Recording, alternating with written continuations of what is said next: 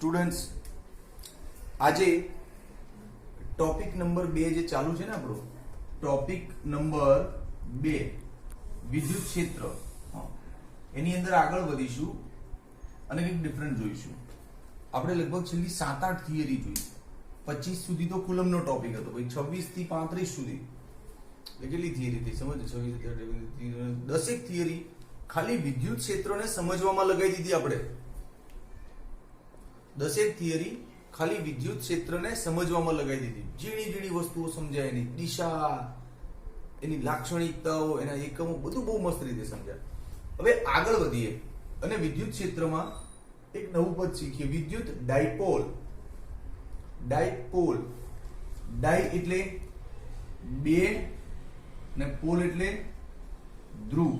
બે ધ્રુવ વાળી વિદ્યુત રચના એટલે ડાયપોલ. જો કેવા બે ધ્રુવ હોય, એક ધન ધ્રુવ હોય અને એક ઋણ ધ્રુવ હોય. આમ આ બંને વચ્ચેનું અંતર પાછું પરિમિત. પરિમિત એટલે લિમિટેડ, માપી શકાય એવું. આમ આટલું અંતર હોય એમ. અચ્છા, આ અંતરને ટેક્સ્ટબુકમાં 2a કહ્યું છે, આપણે 2a લેવાનું.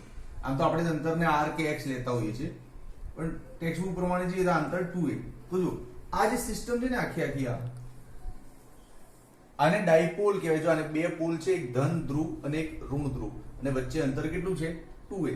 તો આ રચનાને વિદ્યુત ડાયપોલ કહેવાય. તો આને વ્યાખ્યાયિત કરવું હોય તો કઈ રીતે કરાય? તો બહુ સિમ્પલ વ્યાખ્યા બને ને આની. શું? અચ્છા, પાછું ડાયપોલની શરત છે, આ બંનેના મૂલ્ય સમાન હોવા જોઈએ અને એક ધન અને એક ઋણ હોવું જ જોઈએ. કદાચ એવું હોય કે ભાઈ +5 કુલમ અને -5 કુલમ, તો આ ડાયપોલ છે. પણ આ +5 અને આ -3 કુલમ, તો ડાયપોલની શરતમાં બંધ બેસતું નથી, તો આ ડાયપોલ નથી. ઓકે, હા. તો જો વ્યાખ્યામાં શું ધ્યાન રાખવાનું? બે સમાન મૂલ્યના વિદ્યુતભાર હોવા જોઈએ. અચ્છા, વિજાતીય હોવા જોઈએ, એટલે કે ઓપોઝિટ +- હોવા જોઈએ, અને અમુક અંતરે હોવા જોઈએ. બસ. તો આવી રચનાને ડાયપોલ કહેવાય. તો વ્યાખ્યામાં 3 શબ્દોનું ધ્યાન રાખવાનું: સમાન મૂલ્યના વિદ્યુતભાર, વિજાતીય વિદ્યુતભાર અને અમુક અંતરે હોય. તો આવી રચનાને ડાયપોલ કહેવાય. તો ચલો વ્યાખ્યા બનાવું. બે સમાન મૂલ્યના પરંતુ વિજાતીય વિદ્યુતભારો, બે સમાન મૂલ્યના પરંતુ વિજાતીય વિદ્યુતભારો અમુક અંતરે આવેલા હોય તો આ રચનાને વિદ્યુત ડાયપોલ કહેવાય. બે સમાન મૂલ્યના પરંતુ વિજાતીય વિદ્યુતભારો અમુક અંતરે, લગભગ 2a જેટલું આવેલા હોય તો આ રચનાને વિદ્યુત ડાયપોલ કહેવાય. સરસ, આવડી ગઈ ને વ્યાખ્યામાં? સ્લોલી, ધ્યાનથી. ઓકે, ચલો ડાયપોલની વ્યાખ્યા પતી. હવે આમાં એક નવું પદ છે, ડાયપોલ મોમેન્ટ. ખરેખર આપણે આની જરૂર પડશે દાખલાઓમાં. ડાયપોલ મોમેન્ટ શું? ડાયપોલ મોમેન્ટની સંજ્ઞા છે p. p વડે દર્શાવવાનું. ઓકે. અચ્છા, ડાયપોલ મોમેન્ટ એટલે શું? ડાયપોલ મોમેન્ટ એટલે આ અંતર અને વિદ્યુતભારના મૂલ્યનો ગુણાકાર. હા, ડાયપોલ મોમેન્ટ એટલે કે અંતર અને વિદ્યુતભારનું મૂલ્ય એનો ગુણાકાર, એટલે આ થઈ ગયું ડાયપોલ મોમેન્ટ. તો લખી દે કે બે વિદ્યુતભારો વચ્ચેના અંતર અને મૂલ્યના ગુણાકારને ડાયપોલ મોમેન્ટ કહેવાય. આની બી વ્યાખ્યા વળી ગઈ ને? ઓકે. પણ હવે ડાયપોલ મોમેન્ટ છે ને તો સદિશ રાશિ છે. સદિશ રાશિ છે એટલે આમ તીર મૂકવું પડશે. અચ્છા, સદિશ રાશિ છે તો આને દિશા કઈ બાજુ હોય છે? જાણવા જેવું છે, ઇન્ટરેસ્ટિંગ છે. ડાયપોલ મોમેન્ટની દિશા માઇનસ થી પ્લસ તરફ હોય. અચ્છા, આવું તો કંઈક ભણ્યા હતા, વિદ્યુત ક્ષેત્રની દિશા ભણ્યા હતા. વિદ્યુત ક્ષેત્ર ખરું ને, આ વિદ્યુત ક્ષેત્ર એ પ્લસ થી માઇનસ તરફ જાય. પણ ડાયપોલ મોમેન્ટની દિશા, લખી દો ટાઇટલ, ડાયપોલ મોમેન્ટની દિશા ઋણથી ધન તરફ હોય. ઓકે, વિદ્યુત વિદ્યુત ક્ષેત્ર ક્યાંથી દોરવાનું? પ્લસ થી માઇનસ તરફ. પણ ડાયપોલ મોમેન્ટ કઈ બાજુ દોરવાની? નેગેટિવ ટુ પોઝિટિવ દોરવાની. ઓકે ઓકે, તો ડાયપોલ મોમેન્ટની દિશાનો ખ્યાલ આવી ગયો. બરાબર. આ ગમે ત્યારે દોરવું હોય તો ધ્યાન રાખજે, નેગેટિવ ટુ પોઝિટિવ તીર દોરી નાખજે એટલે ડાયપોલ મોમેન્ટ ત્યાં દોરાઈ જશે. બરાબર. હવે એનો એકમ તો એકમ અહીંથી બને. આ અંતર છે એટલે શું થાય? મીટર. અને આ વિદ્યુત ભાર છે એટલે શું થાય? કુલમ. આમાં કુલમ પાછળ નહીં લખતો, નહીતર મિલી કુલમ વંચાય તો પાછું ખોટું પડે, એટલે કુલમ આગળ લખતો. બરાબર. આ એનો એકમ. અચ્છા, હજી આગળ લખવું હોય તો આ કુલમ ને એમ્પિયર ઇન્ટુ સેકન્ડ બી લખાય તો આવું બી ચાલે એમ. ઓકે, એકમ પતી ગયું. હવે ખાસ ધ્યાનમાં રાખવા જેવો મુદ્દો, ડાયપોલ નો કુલ વિદ્યુત ભાર કેટલો થાય? 0 ડાયપોલ પર યાર પ્લસ ક્યુ માઇનસ ક્યુ ટોટલ આ તંત્રનો વિદ્યુત ભાર કેટલો થશે? કોઈ તંત્રનું ટોટલ કર 0. હા, તો લખી દો ડાયપોલ નો કુલ વિદ્યુત ભાર 0 થાય. ઓકે. હવે આમાં એક છેલ્લો ઇન્ટરેસ્ટિંગ પોઈન્ટ, બિંદુ ડાયપોલ. બિંદુ ડાયપોલ એટલે શું? એટલે બિલકુલ નાની, આમ તો જો ડાયપોલ આપણે આટલી મોટી રાખીએ, પણ આ બિલકુલ આમ બિલકુલ નાની, એને કહેવાય બિંદુ ડાયપોલ. બિલકુલ નાની એટલે પ્લસ અને માઇનસ એટલા બધા નજીક હોય કે એમની વચ્ચેનું અંતર છે ને, આ અંતર લગભગ 0 જેટલું, એટલે limit 2a tends to 0.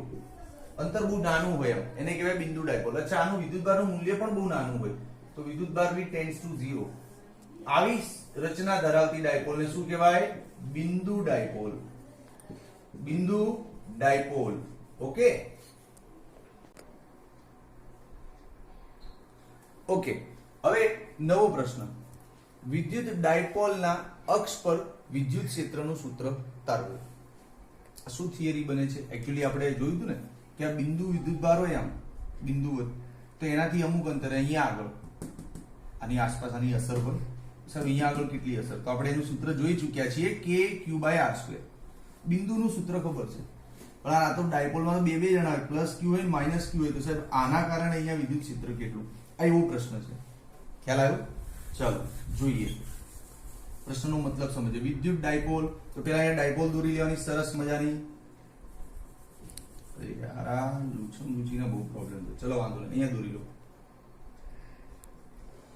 Plus ક્યુ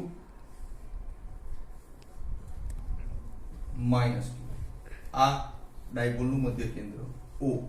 બરાબર. અચ્છા, આખી ડાયપોલની લંબાઈ તો 2a હોય, તો આટલું માપ તો a લેવાય ને ભાઈ, આટલું બી a લેવાય ને.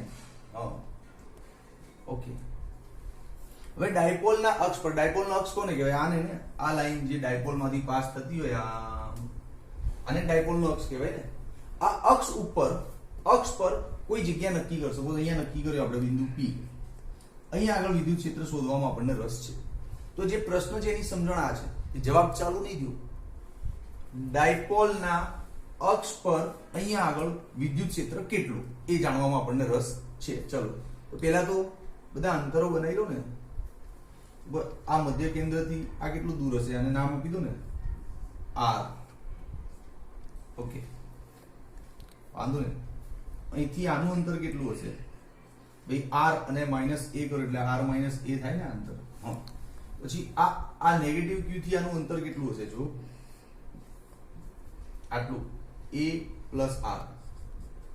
હવે વળી બધા અંતરો લઈ લીધા. અચ્છા, એક મિનિટ, આ ડાયપોલ મોમેન્ટ કઈ દિશામાં હશે આની? તો ડાયપોલ મોમેન્ટ ની દિશા માઇનસ થી પ્લસ તરફ, એટલે આ બાજુ તીર હશે એનું. ડાયપોલ મોમેન્ટ નું એકમ સદિશ આ બાજુ હશે. બરાબર ને?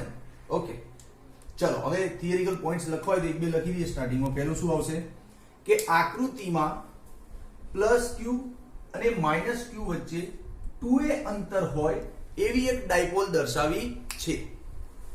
શું પોઈન્ટ બન્યો? આકૃતિમાં +q અને -q વચ્ચે 2a અંતર હોય તેવી એક ડાયપોલ દર્શાવી છે. આકૃતિમાં +q અને -q વચ્ચે 2a અંતર હોય તેવી એક ડાયપોલ દર્શાવી છે. ડન. બીજો મુદ્દો, સીધું મતલબની વાત. આપણે ક્યાં વિદ્યુત ક્ષેત્ર શોધવું છે? આપણે કેન્દ્રથી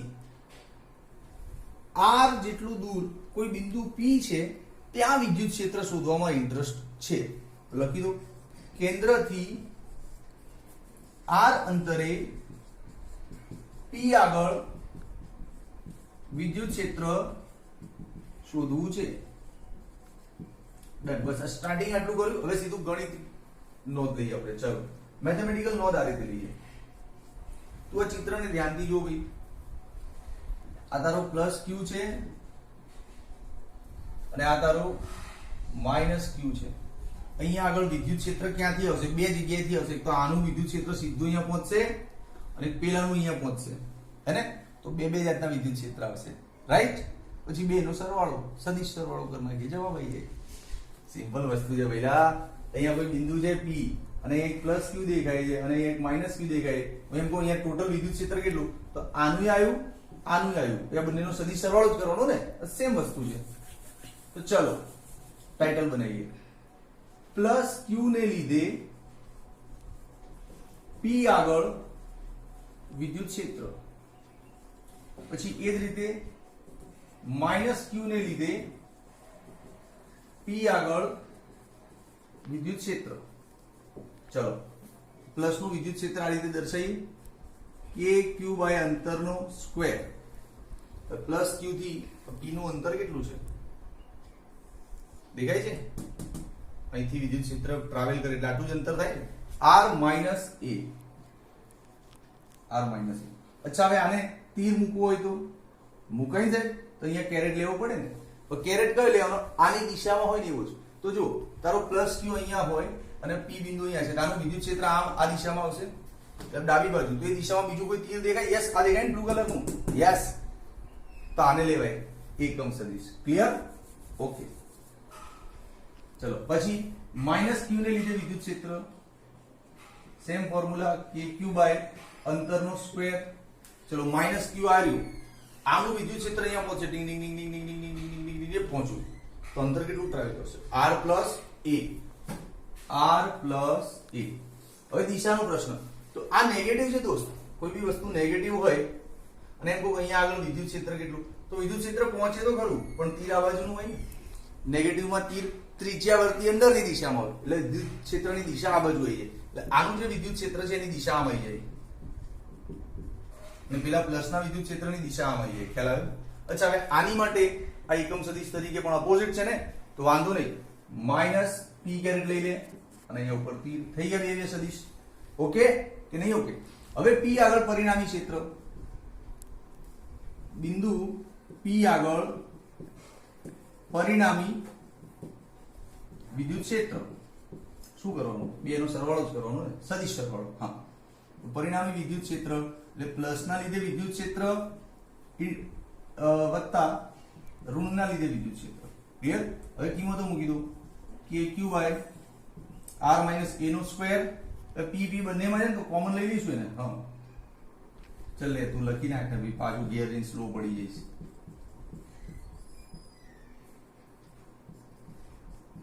ઓકે, માઇનસ p.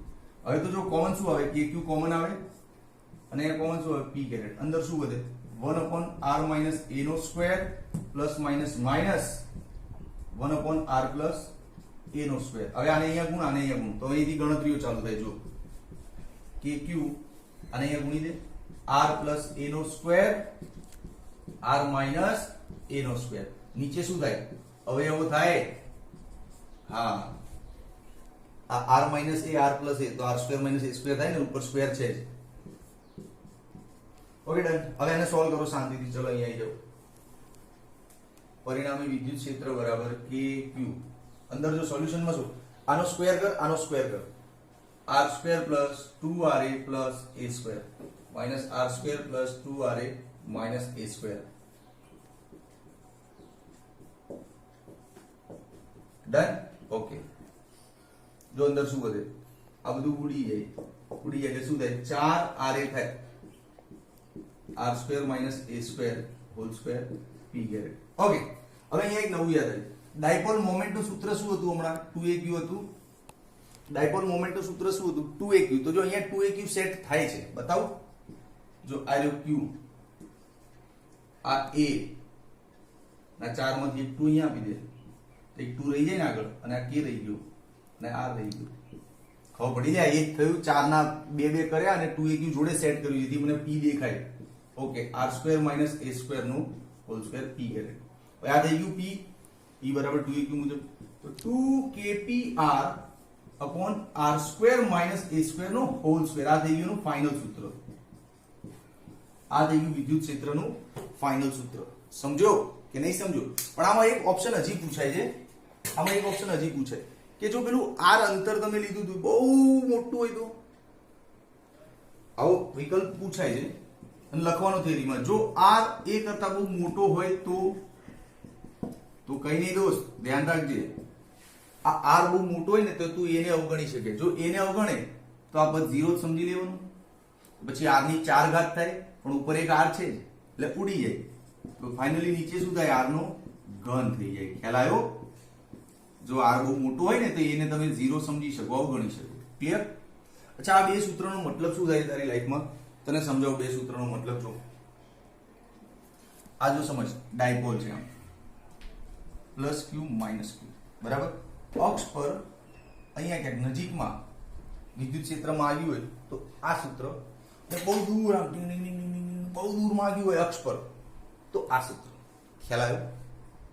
પણ આપણી પાઠ્યપુસ્તકમાં લગભગ બધી ડાયપોલો બહુ નાની હોય, આમ બિંદુ ડાયપોલો બહુ નાની, એટલે આ જે અંતર હોય ને એ બહુ જ નાનું હોય, એટલે આપણે લગભગ બધી જગ્યાએ આનાથી ડીલ કરી શકીશું. ઓકે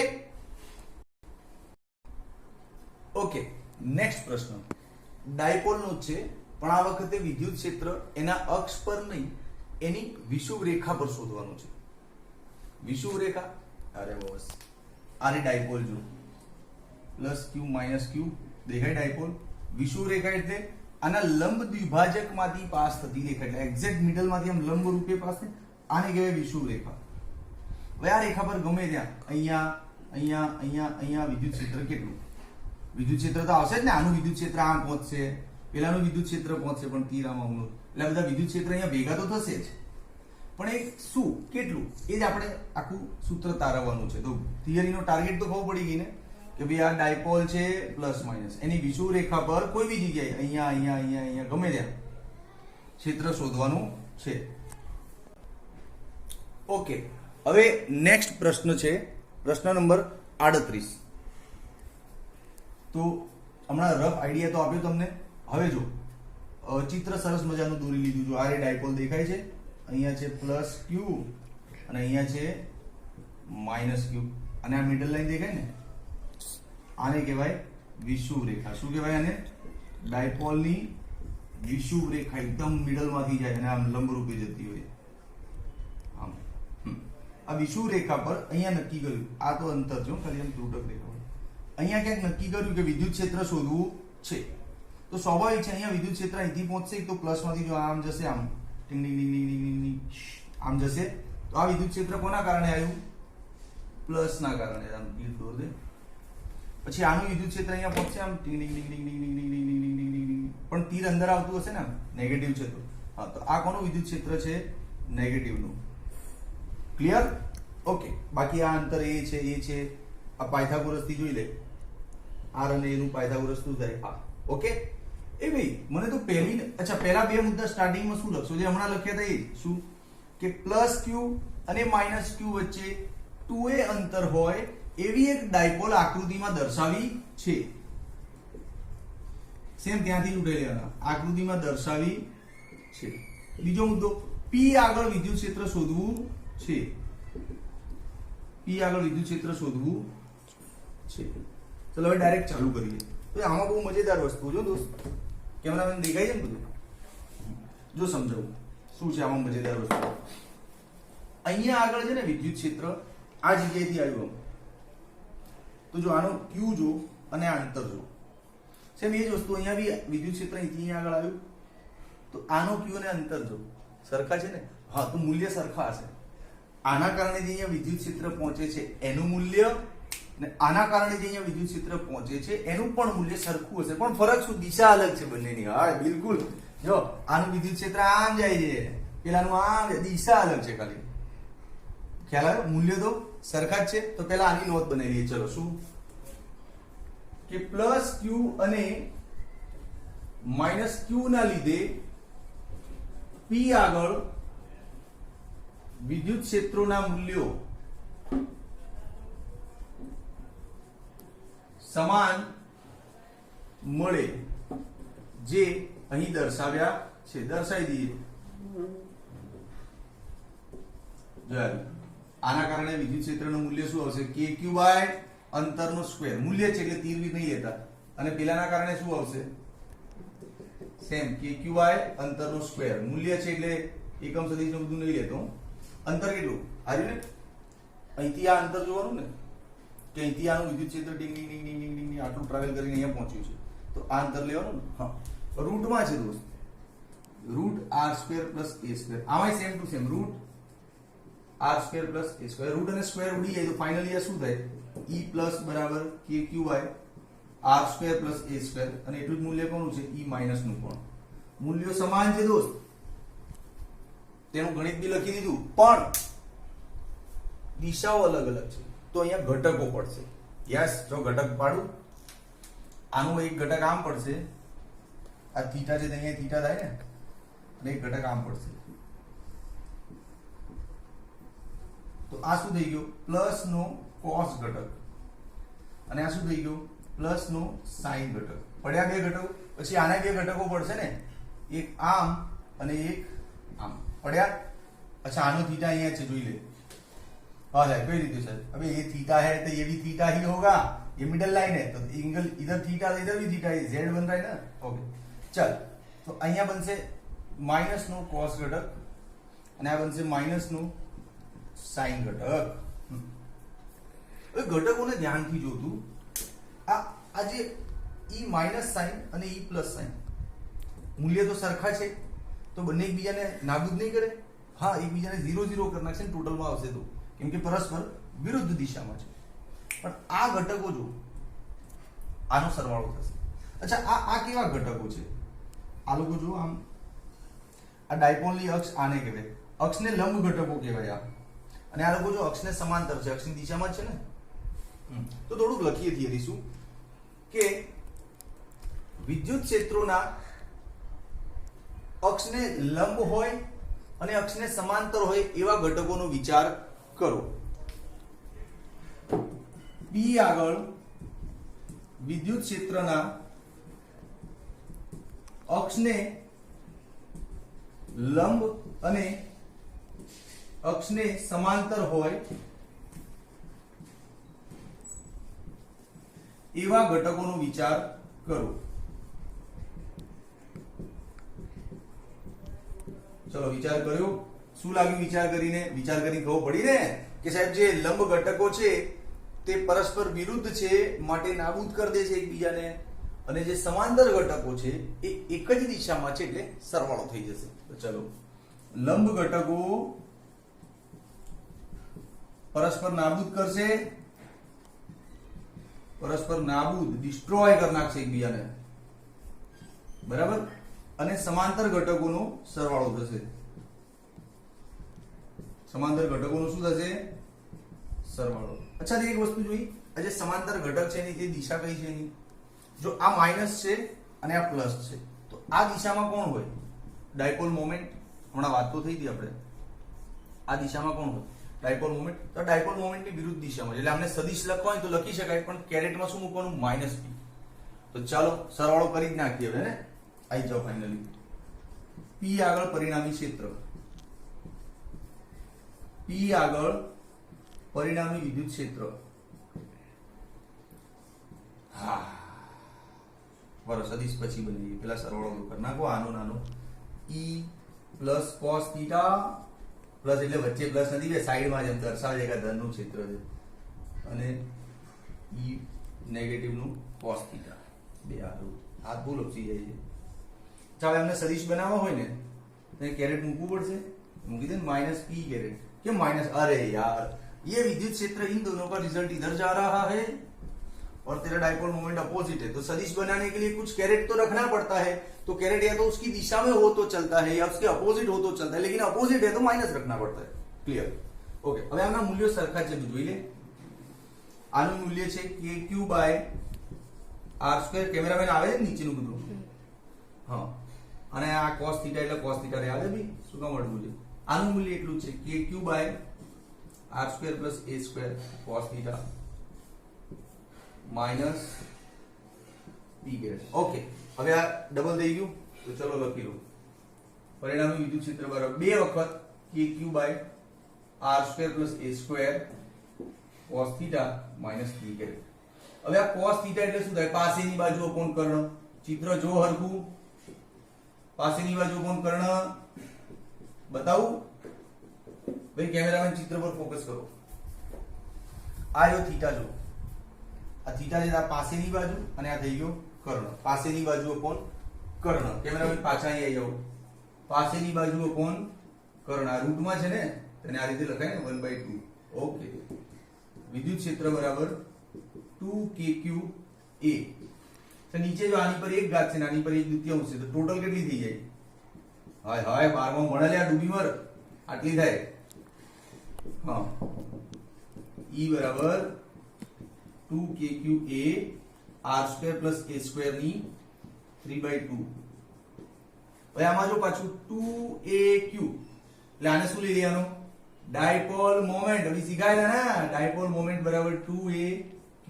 આવી ગયો જવાબ. ક્લિયર, ફાઇનલ આઈએમપી જવાબ છે. અચ્છા, આમાં પેલું ઓપ્શન આવ્યું કે જો r ડબલ ગ્રેટર a હોય તો હમણાં શીખવાડ્યું હતું. આ r બહુ મોટો હોય ને તો એને ભૂલી જવાનું. એને ભૂલી જાય ને એટલે જો આ સ્ક્વેર અને સ્ક્વેર ઉડી ગયા, જવાબમાં શું આવશે? kp upon r ક્યુબ જ આવશે ભાઈ. ખબર પડી? ઓકે, પાછું લાવી દો આને. પાછું કરી નાખો. તો આ છે ભાઈ ડાયપોલ. પણ ડાયપોલના બે જવાબમાં જો છે, આ જવાબોમાં છે ને 1 upon r ક્યુબ છે. જબકી બિંદુવતમાં શું હતું ખબર? બિંદુવતનું સૂત્ર હતું kq બાય r સ્ક્વેર. એટલે એમાં વિદ્યુત ક્ષેત્ર 1 upon r સ્ક્વેર મુજબ કામ કરતું હતું. આમાં વિદ્યુત ક્ષેત્ર 1 upon r ક્યુબ મુજબ કામ કરે છે. ઓકે, તો આ થિયરીનું સમાપન કરીએ છીએ.